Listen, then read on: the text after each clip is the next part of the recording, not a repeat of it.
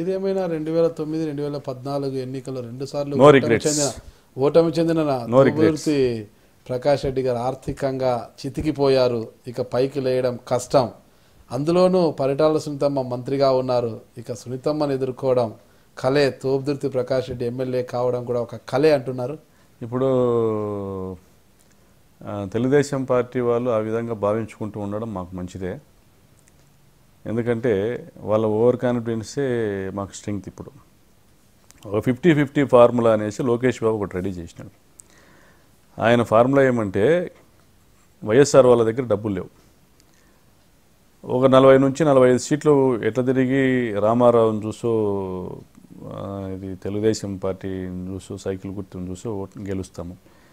ఒక 50 సీట్లలో నియోజకవర్గానికి 50 నియోజకవర్గానికి 50 కోట్లు ఖర్చు పెట్టాలనేది ఆ ఫార్ములా. ఆ ఫార్ములాలో భాగంగా రాప్తార్లో కూడా 50 కోట్లు ఖర్చు పెడతారు. పరిటాల సునీత 50 కోట్లు ఖర్చు పెడుతుంది. ఓటుకు 5,000 డబ్బులు కూడా ఇవ్వగలుగుతారు. మొన్న ఎలక్షన్లో కూడా బాగానే డబ్బు ఖర్చు పెట్టినారు. ఓటుకు 5,000 నేను పెట్టలేదండి. నేను యాజ్ పర్ ఎలక్షన్ నామ్స్ ప్రకారమే పెట్టినాను. ఎలక్షన్ నామ ప్రకారం ఖర్చు పెడతాను. ఓట్లు ఎట్లా ప్రత్యర్థులు ఖర్చు పెట్టినామని చెప్తున్నా ప్రతి ఒక్కరు కూడా అదే చెప్తా, అంత ఖర్చు పెట్టలేదు, తక్కువ ఖర్చు పెట్టారు. డబ్బులు తీసుకుని డబ్బులకు ఓట్లు వేస్తారనేది అయితే నేను నమ్మను. ఎన్నికలకు ముందు బోర్లు ఇచ్చి గొర్రెలు ఇచ్చిన ప్రకాష్ రెడ్డి గారు డబ్బులు ఖర్చు పెట్టలేదంటారా? అవన్నీ it's a part of my service activities. I never like to be called a politician. భవిష్యత్ రాజకీయాలను దృష్టిలో పెట్టుకుని సర్వీస్ చేస్తున్నారా? నిజంగా మీతో సర్వీస్ డీలిమిటేషన్ పూర్వము రామగిరి మండలం అని పెనుగొండ కాన్స్టిట్యున్సీలో ఉండేటువంటి మనం కలగన్నామా 2007, 2008లో మనం కలగన్నామా డీలిమిటేషన్ అయితే ఈ మండలాలు ఇక్కడ వస్తాయని. ఆ మండలాలు అంత ఫ్యాక్షన్ మండలాలు, అంత కరువు మండలాలు. ఈరోజు కూడా చెన్నై కొత్తపల్లి మండలంలో చూస్తే ఊరికి 100 మంది వలస పోయినారు. Scavengers, sweepers, watchmens. మరి చూస్తే సర్పంచ్ స్థాయి వ్యక్తి, ఒక సర్పంచ్, మాజీ సర్పంచ్ 8,000 సూపర్వైజర్గా పనిచేస్తూ ఉన్నాడు. ఎంత వెనుకబడిన ప్రాంతమో 25 సంవత్సరాలుగా ఓట్లేసి వీళ్ళని ఎట్లా గెలిపించినారంటే ఒకటే చెప్తారు, ఎలక్షన్ల వరకు వాళ్ళు ఏం చేయరు, ఎలక్షన్లప్పుడు డబ్బులు పెడతారు, లొంగి వచ్చినోని లొంగ తీసుకుంటారు, లేకుంటే బెదిరిస్తారు, లేకుంటే తంతారు. ఇది తప్పితే స్ట్రాటజీ ఏం లేదండి వాళ్ళ గెలుపుకు. ఆ దారిలో మీరు వెళ్ళడం లేదా? అవసరం లేదు. ఇప్పుడు ప్రజల్లో ఏదో ఒక రోజు మార్పు వస్తుంది. మనం ఓర్పుగా ఎదురు చూడాల్సిందే. ప్రజల్లో మార్పు అనేది కోరి ఆ మార్పు ఈరోజు వచ్చిందని మేము భావిస్తున్నాం.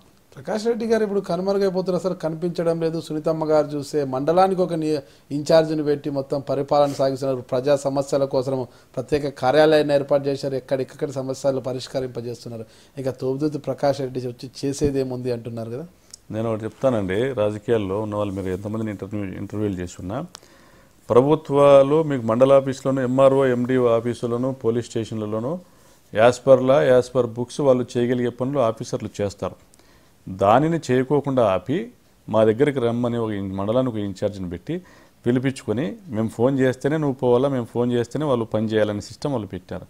నాకు ఈ సిస్టమే చాలా హెల్ప్ చేస్తూ ఉంది.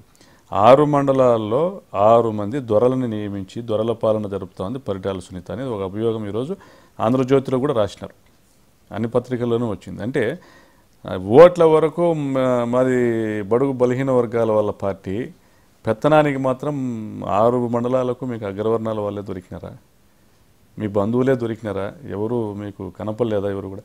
అంటే ఆయా మండలాల్లో ఎవరు కూడా రాజకీయంగా ఎదగకూడదు అనే ఒక నియంతృత్వ పోకడతోనే ఈరోజు నీ బంధువులను, నీ తమ్ముళ్ళను, మీ మరదలని అందరినీ, మీ చిన్న అందరినీ ఇన్ఛార్జీలుగా పెట్టుకొని చేస్తున్నా. అది చాలా మాకు హెల్ప్ చేస్తూ ఉంది. ఎందుకంటే వీళ్ళందరూ కూడా మంత్రి మా అక్క, మంత్రి మా వదిన, మంత్రి మా బిడ్డ అనేంత ఒక ఈగోతోనో, ఒక అహంభావంతోనో, ఒక ఓవర్ కాన్ఫిడెన్స్తోనో పని చేస్తూ వాళ్ళు చేస్తున్న రూలింగ్ అనేది ఖచ్చితంగా మాకు బెనిఫిట్ చేస్తాం. నమస్తే అండి, నేను శివరామ్ రెడ్డి, ఎక్స్ ఎమ్మెల్యేగా పనిచేశాను, X MLC, X government council whip. నేను ఐ డ్రీమ్ ఛానల్కు ఇంటర్వ్యూ ఇవ్వడం జరిగింది. మనసులో ఉన్నవన్నీ స్పష్టంగా చెప్పడం కూడా జరిగింది. మీకు ఇవన్నీ నచ్చితే మీ అభిప్రాయాలు కూడా డైరెక్ట్గా తెలియజేస్తారని కూడా, అంటే త్రూ మీడియా ద్వారా కానీ మీ అభిప్రాయాలు కూడా తెలియజేస్తారని నేను ఆశిస్తున్నా.